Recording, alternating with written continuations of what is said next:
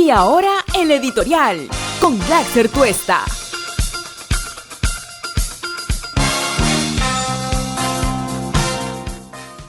Vamos a comenzar, por supuesto, haciendo una breve reflexión sobre el periodismo, sobre la libertad de expresión y luego vamos a hablar, porque no somos de los que, repito, voltean la página y hay que tomar las lecciones. Ayer ha sido importante, el presidente de la República ha hablado sobre lo que fue el 30 de septiembre del año pasado, donde se le buscó una salida constitucional a un problema que era, por cierto, que había escalado de una manera muy grande y que finalmente nos estaba cotidianamente ya perjudicando de manera muy severa. Y por eso es que, como la Constitución prevé, se cerró el Congreso de la República cumpliendo con todo lo que el Tribunal Constitucional después validó. Voy a ir a eso en un ratito. Pero a ver, sobre la libertad de expresión, sobre el periodismo y sobre las tareas pendientes que tenemos quienes estamos abocados a esta diaria tarea de comunicar, pero no solo de dar a conocer informaciones, sino también, y eso es lo que el periodismo tiene siempre que hacer, dar opinión y ponerse y tomar partido, sobre todo en situaciones donde pilares fundamentales del sistema democrático están en juego. Gustavo Gorriti decía una cosa que, por cierto, yo no solo tomo, sino permanentemente aquí en el programa tratamos de hacer. Los periodistas somos independientes y esa es la característica que siempre nos tiene que acompañar. Pero lo somos hasta el momento en el que, por cierto, la democracia está en riesgo y ahí hay que tomar partido siempre por la democracia. La libertad de expresión, el periodismo libre, pero independiente, es un pilar fundamental del Estado de Derecho, del Estado constitucional de Derecho. Es un pilar fundamental del sistema democrático.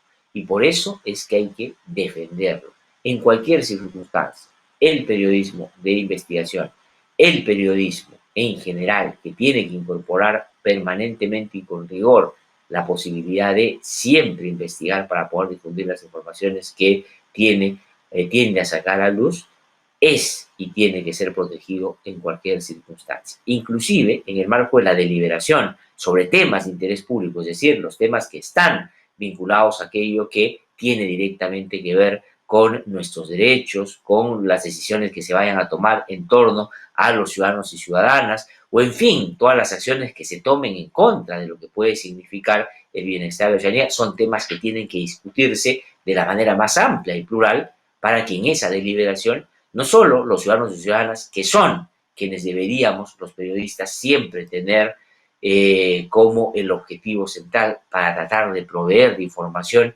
y de todo aquello que permita que también puedan expresarse. Porque no solo tiene que ver la libertad de expresión y el periodismo con dar información y dar opinión, sino tener la posibilidad y los canales para que los ciudadanos y ciudadanas puedan también sentirse identificados en ese debate y participar ahí donde sea posible en expresar su punto de vista, inclusive y mejor todavía si estos disienten de lo que habitualmente se considera como los consensos en países como el nuestro.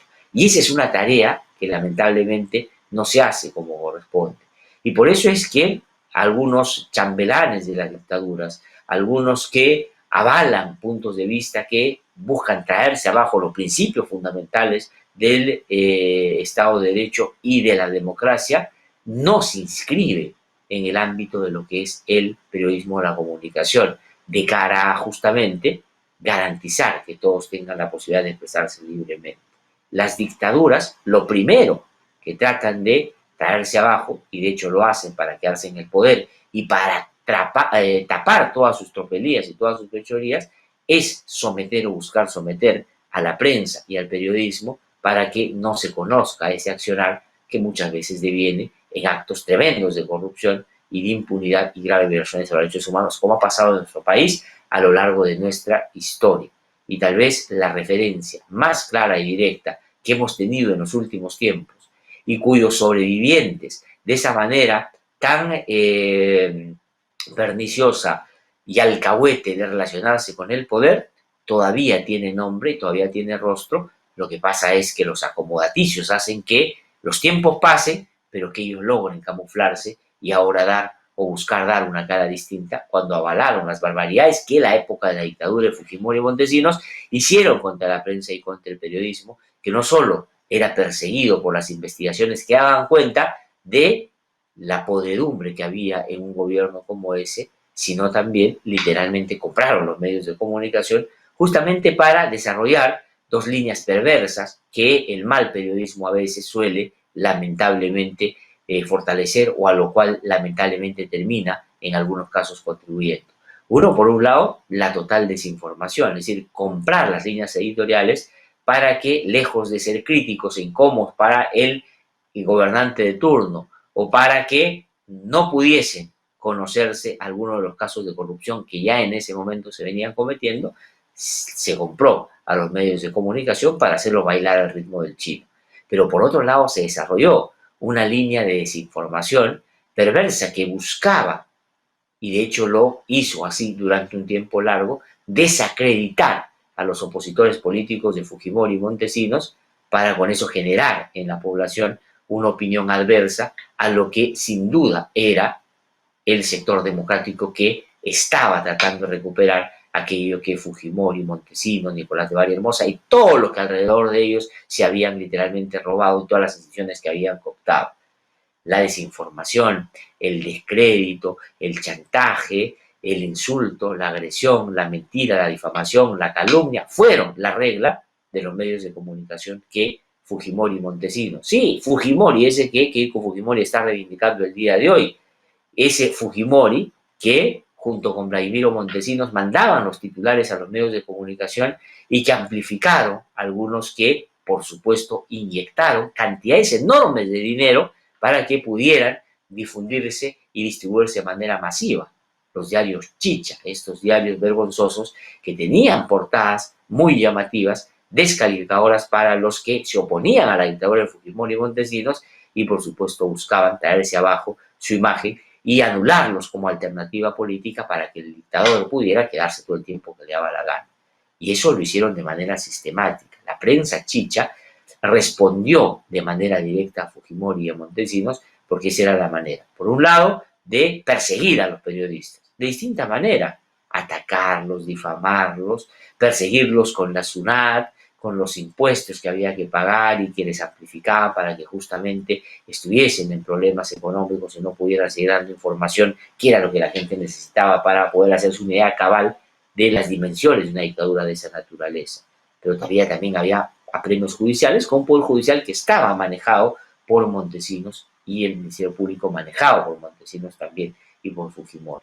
Esa era la manera como se sacrificó y se trajo abajo, o se intentó traer abajo, la prensa en ese momento.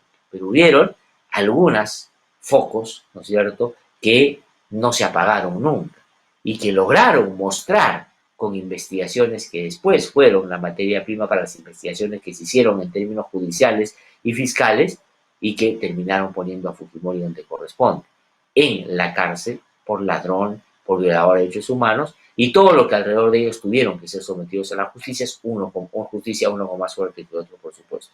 Esa manera de cómo Fujimori hacía o establecía esta relación con los medios de comunicación del intento de sometimiento total y que nadie pudiera mínimamente siquiera disentir con ese gobierno, es lo que Keiko Fujimori reivindica ahora cuando dice que de la mano de su papá hoy día va a rearmar el fujimorismo. Y eso es lo que hay que recordar en un día como este. Así es como se comportó. Y otros, por supuesto, antes de que lo sometieran, bajaron la cabeza y se sometieron. Y hoy día, ¿no es cierto?, que en ese momento eran casi maniquís y simplemente leían lo que Montesinos le ponía en el teleprompter de los canales que trabajaba, hablan de libertad de expresión, critican y dicen que esto está mal, cuando nunca hicieron una culpa de la manera como se comportaron en medio de una situación contra la libertad de expresión que nunca mínimamente criticaron, sino se sometieron. ¿No es cierto? Hay algunos que solamente le ha disminuido en alguna medida el grosor del bigote, pero siguen siendo exactamente lo mismo y oportunistas como siempre, tratando de librarse de esa mea culpa que nunca hicieron por el papel servil que tuvieron frente a la dictadura de Fujimori y Montesinos. Por eso es que la libertad de expresión es fundamental, pero nos plantea, por cierto, otros retos, no solo la convicción democrática que hay que tener para impulsar desde esa ubicación el debate plural sobre los temas de interés público con información que pueda ser calificada para que la gente tome sus propias decisiones de manera informada, sino también que los periodistas y quienes se dedican a esta tarea diaria tengan pues la capacidad de conocer el país que somos, entender su diversidad, plantearse temas más allá de lo que la coyuntura nos presenta y siempre tener una posición frente a aquello que claramente está vinculado a la posibilidad o imposibilidad de que los ciudadanos y ciudadanas de este país puedan ejercer sus derechos. Eso es fundamental también. Es decir, no solo es la información, no solo es el debate plural donde los ciudadanos se sientan identificados, incorporados en ese debate y hay que darle voz y no hablar por el resto. Pero también es importante que podamos contribuir de manera significativa, sobre todo en este momento que estamos sometidos a una pandemia muy seria que nos ha calateado, que nos ha mostrado en nuestra real dimensión, como un país discriminador, un país excluyente, un país maltratador, un país con taras que todavía no hemos superado, machista, en fin, y la incapacidad del gobierno y de la sociedad de incorporar a los que siempre han estado en los márgenes del Estado.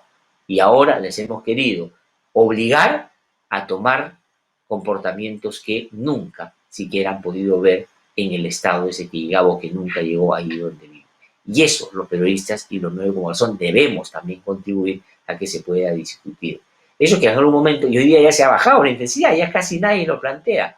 Lo que iba a ser la nueva normalidad tenía que discutirse desde el bien común, desde la voz de la gente, de cómo sacar a las personas de la cola donde padece una pésima atención en el sistema de salud, que a veces ni llega y los familiares se mueren en el camino, que lo pone en una condición, por supuesto, de personas víctimas de un sistema que no ha logrado incorporarlos debidamente y como la democracia plantea, sino también sacarlos de esa condición y ponerlos en la condición de sujetos de derecho. Y esa es la labor que tiene que hacer no solo el Estado, sino también quienes desde los medios de comunicación todos los días estamos hablando sobre una serie de temas. Ese tiene que ser un tránsito que tenemos que lograr, ojalá dentro de poco. Que las personas que han estado en los márgenes, que no han sido incluidas, y cuando han sido incluidas no han podido mínimamente ejercer sus derechos fundamentales, y han aparecido y con razón, porque esa es la manera como el Estado se relacionó con ellas, como víctimas de la perversidad de un Estado que no ha tenido el mínimo interés siquiera de entender en su diversidad el tipo de país que somos, hoy día tienen que trasladarse a ser ciudadanos con derechos. Y los derechos son fundamentales para afianzar la democracia. Y la democracia tiene que ver con reglas de convivencia, y las reglas de convivencia tienen que ver con el respeto al Estado de Derecho, y el Estado de Derecho tiene que ver con la libertad de expresión que hay que cuidar en cualquier circunstancia. Por eso es que alcahuetear a quienes quieren dar el golpe de Estado, a quienes muy beligerantemente y muy irracionalmente, desde la perspectiva democrática, por supuesto, pero desde el razonamiento de las margens perfectamente coherente con sus intereses, por ejemplo, boicotearon todas las posibilidades de la reforma en el Congreso anterior y por eso, entre otras cosas, tuvo que cerrarse. Por eso es que es fundamental que la libertad de expresión, y la libertad de expresión y el periodismo son solo una de las maneras como se ejerce en una sociedad democrática esto que termina siendo un pilar, una piedra angular del sistema democrático, como dice el sistema interamericano de derechos humanos. Pero también la libertad de expresión tiene que ver con la capacidad de una sociedad de disentir, de protestar, de salir a expresarse y decir, no estoy de acuerdo con esto, o estoy de acuerdo con esto y lo respaldo.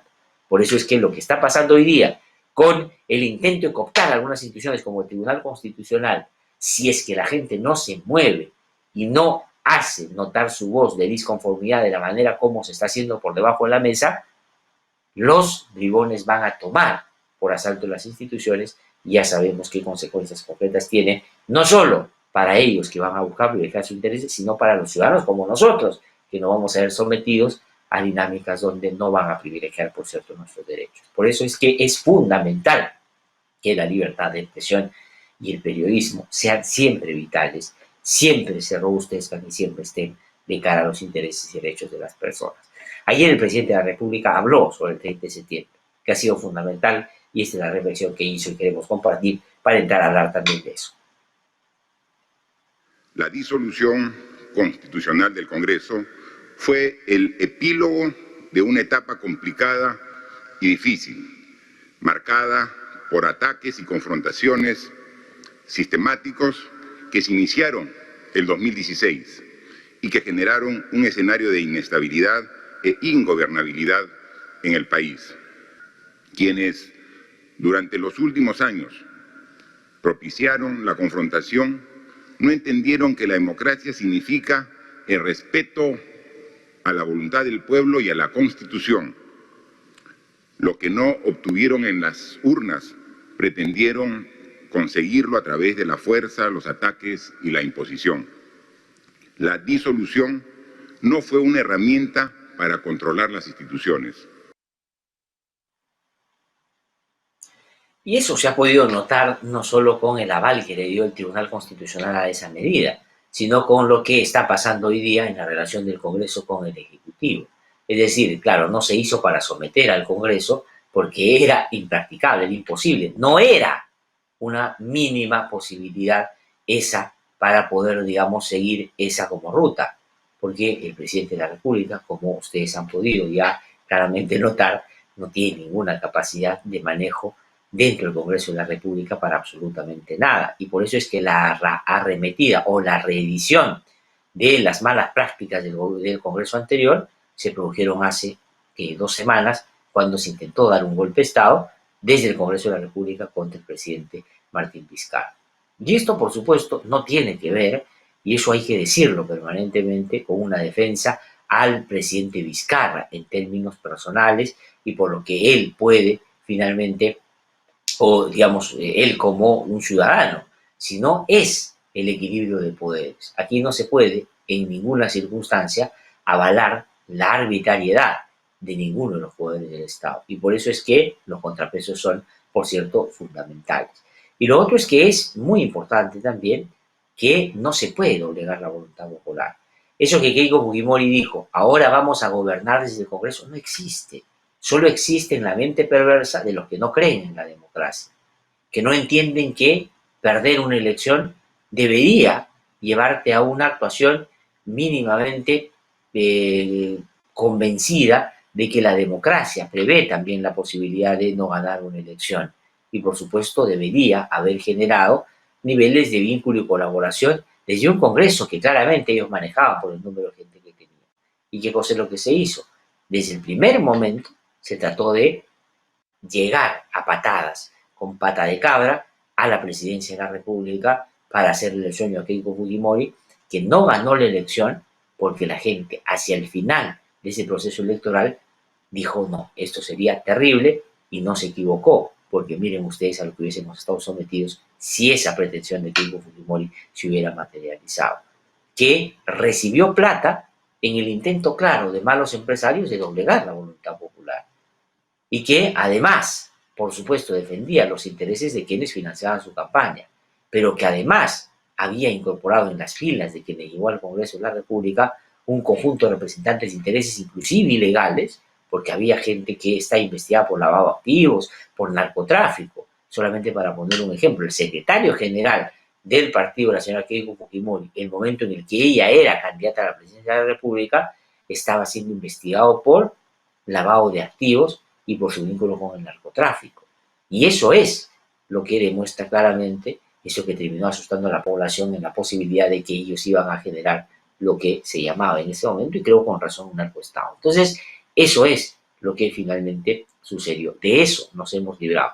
Que el presidente de la República y el Congreso actual no hayan estado del todo a la altura de lo que hubiésemos querido después de haber dado un paso tan dramático como este, es una historia distinta que no refiere solamente a si el presidente hizo bien o no con cerrar el Congreso, sino las capacidades que tenemos como ciudadanos para ejercer debidamente nuestra posibilidad de cambiar el juego y de que otros nos representen. Pero ahí está, ese Congreso de la República representa a la gente y la gente tiene que sentirse identificada.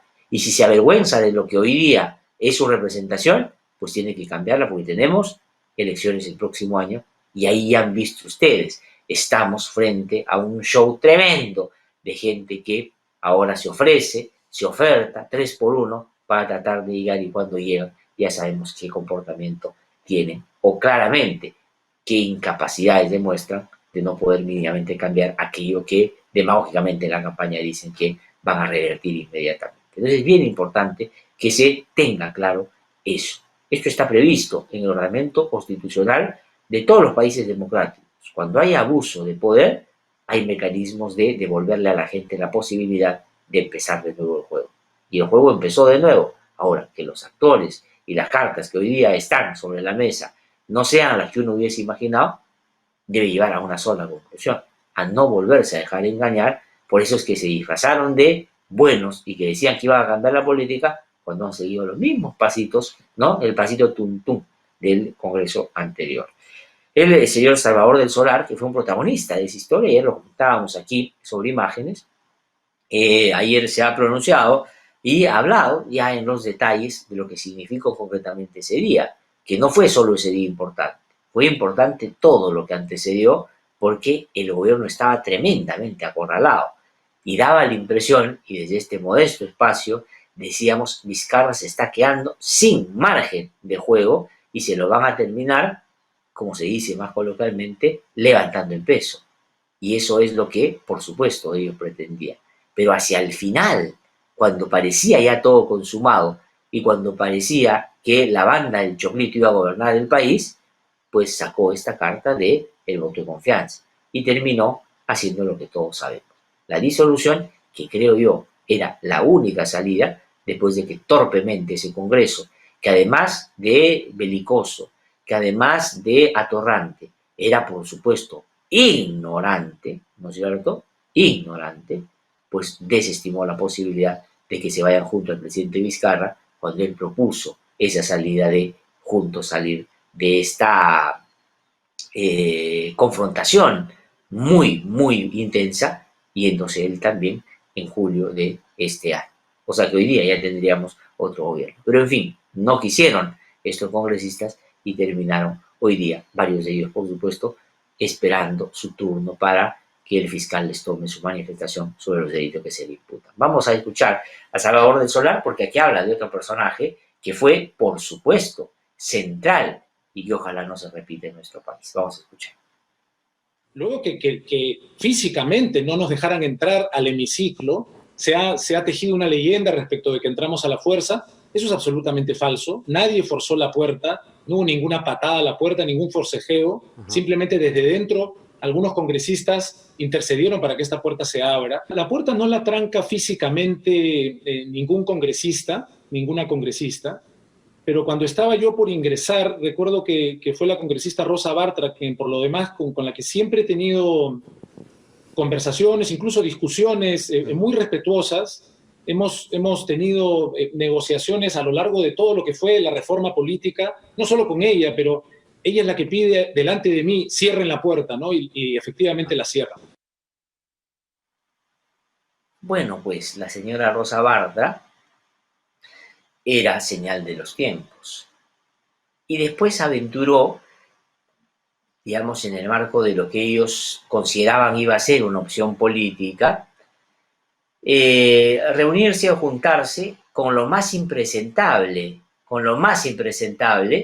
de la política en ese momento, para tratar de, entre comillas, dicen, ser una opción de gobierno. Y se voltó con un millonario que dice ser el Bolsonaro del Perú, ¿no es cierto? Y que desde ahí tomaron unidad nacional y trataron de juntar a todo lo que, digamos, en el camino se fue recogiendo de esa expresión tan bárbara de la política y tan poco capaz de mínimamente reflexionar de cara al país, ¿no es cierto? Entre mequetrefes, sin capacidad de, por supuesto, organizar algún argumento que pueda ser válido para poder tener una aproximación al país y a sus problemas, y por otro lado, por supuesto, la avidez y el interés de tomar el poder a como dé lugar, pensando que era cuestión de solo meterle plata. Y la gente los barrió y la gente los sacó. Pero la señora Rosa Bartra ha quedado y quedará, por supuesto, como un emblema del peor lado de la política de estos tiempos, por su clara vocación por la impunidad y por el cinismo que expresaba en su accionar, que por supuesto lo que trataba ella de hacer con eso era de ubicarse mejor políticamente para tener un futuro que espero, por lo menos en esa materia, no lo tenga, porque la gente ya sabe de dónde viene y hacia dónde pretendía ir. Y por supuesto, ella alentaba a sectores que creían que mínimamente nos van a asustar y que mínimamente nos van a hacer callar. Y por eso, con el hedor que esto en sí mismo ya expresa, cada vez que buscan ellos afectar o tratar de desprestigiar el trabajo que hacen algunos sectores, entre ellos el periodismo de investigación independiente, pues se hace notar. Y esto quiero decirlo porque al comienzo yo hablaba de periodismo en general, ¿no? Pero voy a, y me van a permitir, por favor, disculpen esto, hablar un poquito sobre el trabajo que nosotros desarrollamos. Saben ustedes que nosotros desarrollamos medios de comunicación independientes, inclusive independientes entre sí, pero que se hacen con el claro interés de contribuir a que la sociedad pueda tener elementos para tener una mirada crítica sobre lo que pasa en nuestro país. Y de los reporteros ha sido fundamental en lo que ha pasado en los últimos años para develar y conocer en detalle toda la manera como se ha armado la corrupción que involucraba actores estatales y políticos con empresarios brasileños, por ejemplo, en el caso Lavallato, con la complejidad de esto y sin ningún miramiento, porque así es como se tiene que investigar a profundidad, caiga que caiga. Este modesto espacio y de la radio que trabaja con un conjunto importante de periodistas y medios en todo el país y, por cierto, nuestra ya histórica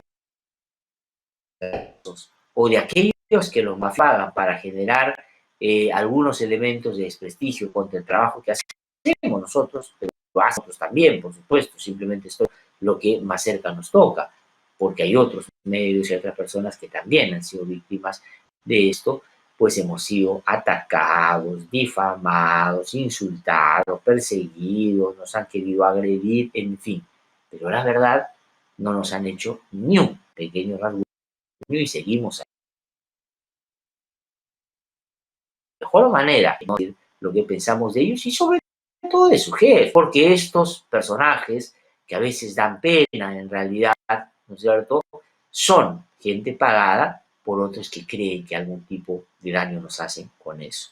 Y la verdad nosotros vamos a responder de la manera como siempre hemos hecho, investigando, hablando, diciendo, desenmascarando a quienes están detrás de esto. Pero por supuesto también utilizando lo que es la ley y el Estado de Derecho para hacer que es algo y violar nuestros derechos fundamentales. El día de ayer, este grupo, que ahora están bastante venidos a menos, seguramente no tienen quien les pague, pues que sean silencias, sino son las agrupaciones. Y ayer llegaron al local de un grupo al que vamos, claramente hemos identificado, por supuesto, y que vamos a denunciar. Y la vamos a denunciar una cosa, hacer una cosa de esta naturaleza en contra de quienes trabajamos en el IDL, es un hecho que constituye por la recurrencia la haciendo. Pero también hacerlo en épocas de pandemia, de una conducta razonable, aunque esta gente siempre fuera de la conducta razonable,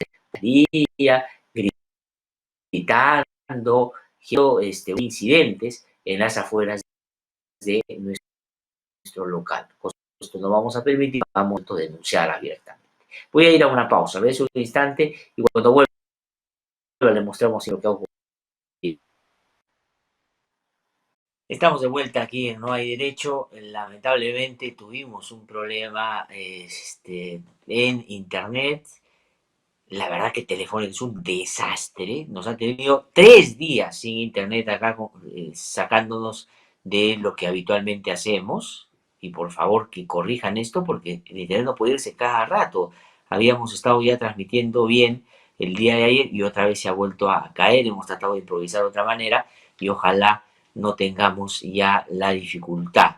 Pero bueno, estaba yo comentando, mil disculpas, de verdad, para nosotros es vergonzoso a veces estar teniendo que disculparnos cada rato, pero problemas que no podemos resolver tan fácilmente porque no están al alcance de nuestras posibilidades hacerlo. Dependemos de terceros y ya ven ustedes ahí cómo nos tratan. Y eso que, digamos, lo que nosotros estamos reclamando sin lugar a duda es un asunto menor probablemente para los problemas que tienen otras personas día a día también con este servicio. Pero realmente es penoso pues que ahí sí, cuando te tienen que cobrar y todo eso, no tienen ningún reparo. Pero cuando tienen que resolver problemas, te tienen 3, 4 días sin resolverte el problema de Internet en un momento en el que estamos trabajando de manera remota. Pero bueno, estaba yo diciendo que el trabajo que hacemos nosotros nos da muchas satisfacciones porque sentimos que de alguna manera, un poquito, aunque sea un granito de arena, vamos como contribuyendo a que, por ejemplo, se vaya conociendo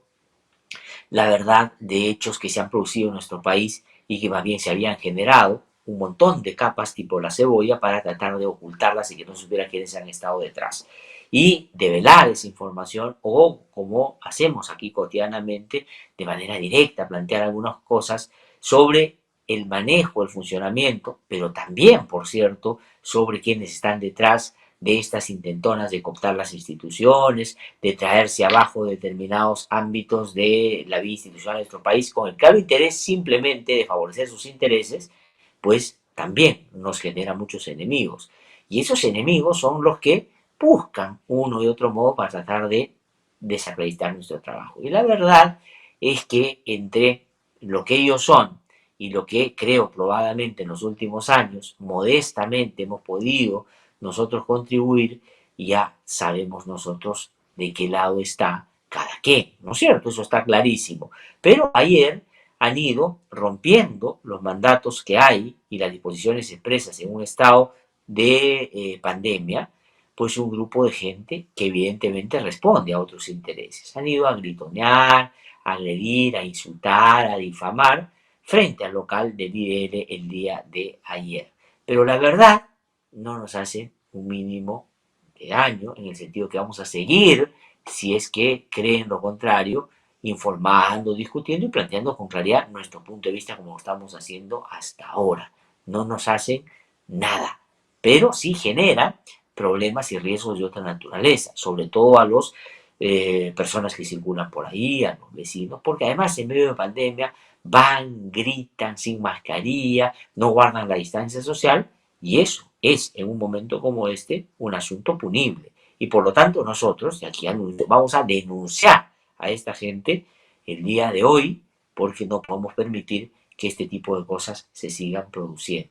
Miren ustedes, gente que por supuesto claramente no responde a su propia voluntad. Esta es una gente que ha ido y vamos nosotros poco a poco a ir diciendo quiénes han estado detrás de cosas de esta naturaleza, de agresiones de esta naturaleza. Entonces van, gritan, miren ese sujeto que está gritando ahí, sin mascarilla, salivando de una manera pues patética, otros por ahí sin protección, poniendo en riesgo a todas las personas que circulan por esa zona, y eso es un delito, eso es un asunto que no se puede permitir, y vamos nosotros a hoy día mismo tomar la medida porque ya los tenemos identificaditos. Además son los mismos, obviamente, que son empujados por determinados personajes que como no tienen ni la capacidad, ni la moral, ni la interés, ni la valentía, porque son cobardes, de salir y discrepar abiertamente, entonces mandan a esta gente pensando en que no va a hacer daño. Miren cómo tiemblo, miren, así estoy, después de verlos ahí. Pero lo vamos a denunciar. Y miren cómo grita, además sin mascarilla, sin protección, con claro peligro para la salud pública de nuestro país, ¿no? Y eso lo vamos a hacer. Pero vamos a seguir, por cierto, nosotros investigando, y vamos a seguir, por cierto, nosotros publicando, y vamos a seguir, por cierto, nosotros diciendo lo que tenemos que decir, así le moleste a los patrones de esta gente que va. Ya no es su ídolo la señora Rosa Barta, que en su momento era pues la Blancanieves de toda esta gente. Ahora hay otros, pero esos otros son aquellos que han querido desestabilizar el país en las últimas semanas y que son los mismos que han auspiciado ese vergonzoso Congreso que fue disuelto constitucionalmente y nos hemos librado de algo que por supuesto era claramente pernicioso. Eso en relación a estos incidentes que se han producido el día de ayer en las afueras de nuestro local institucional. Además, a ver, no voy a decir lo que me pasa por la cabeza, que han ido cuando en el local no hay nadie. O sea, han ido a gritarle a la pared. Es decir, como la gente que baila con la pared, ¿no? Pero, en fin, como les mandan para que hagan eso, ellos van. Pero lo que sí estamos nosotros, al margen de las barbaridades y estupideces que dicen, sin lugar a duda, al margen de eso, la exposición al peligro que genera con asuntos de esa naturaleza. Miren, sin distancia social, gritando, sin mascarilla, Y en fin, eso es un peligro. Y la Policía Nacional, ayer, porque llamamos nosotros para que fueran, y esto es flagrante, o sea, están ahí generando un acto contra la ley, porque no se pueden hacer este tipo de reuniones, ni siquiera llegó. Imagínense ustedes. ¿Y eso qué? Esto es San Isidro, ¿eh? Se supone que es el distrito más seguro, uno de los más seguros de Lima. Debieron llegar inmediatamente. Pues demoraron, nunca llegaron, y en fin, esto gritaron, y cuando ya la gente, por supuesto y con razón, empezaba a repudiarlos, a decirle que se vayan, pues se fueron. ¿Ah? Entonces eso sucedió el día de ayer, y nosotros lo vamos a inmediatamente denunciar. Bueno, hemos tenido que improvisar una manera de transmitir ahora, ojalá que funcione bastante bien. Y vamos a, ya en un ratito, si es que me avisan, vamos a tener una conversación con el doctor Rafael Vela, que como ustedes saben es coordinador del equipo de fiscales que están abocados a los casos de megacorrupción que se han enmarcado en lo que se llama el caso Lavallato, pero que sin duda por su complejidad, por los personajes que ha incorporado en investigaciones y por las cosas que se han venido consiguiendo para probar el vínculo y la responsabilidad que pueden eventualmente tener en esas organizaciones criminales que estaban detrás de estas asociaciones ilícitas, pues están haciendo un trabajo notable.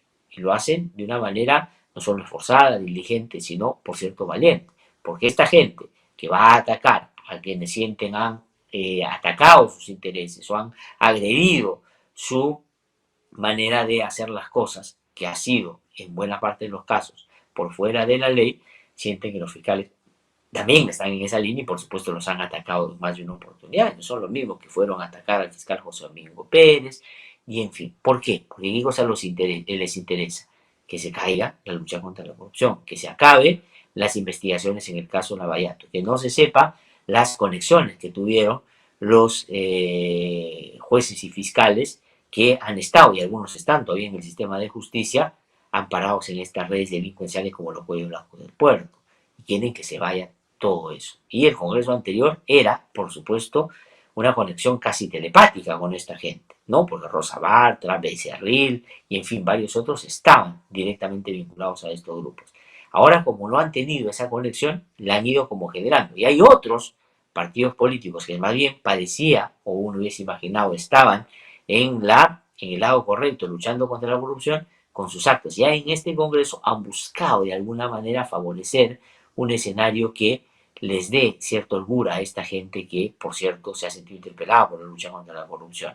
Y por eso es que hace poquito nomás han querido inclusive desarrollar un golpe de Estado, para que vean ustedes. Porque eso que con su gran capacidad y su talento, Eduardo Negrocío no podía el otro día, una conversación entre Belaúnde y Paniagua, donde decían, oye, ¿y qué dice Acción Popular? ¿Se está tercerizando? Es lo que, al parecer, iba, si se consumaba el golpe de Estado, a hacer cuando tomaban el poder.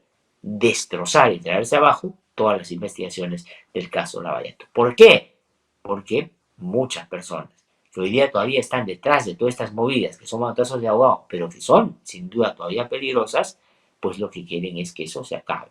El sueño de Alan García, el sueño de Keiko Fujimori, cumplido ahora por aquellos que, disfrazados de demócratas, ¿no es cierto?, en otras opiniones políticas, y además haciendo siempre alusión a sus patricios, están contribuyendo a la impunidad.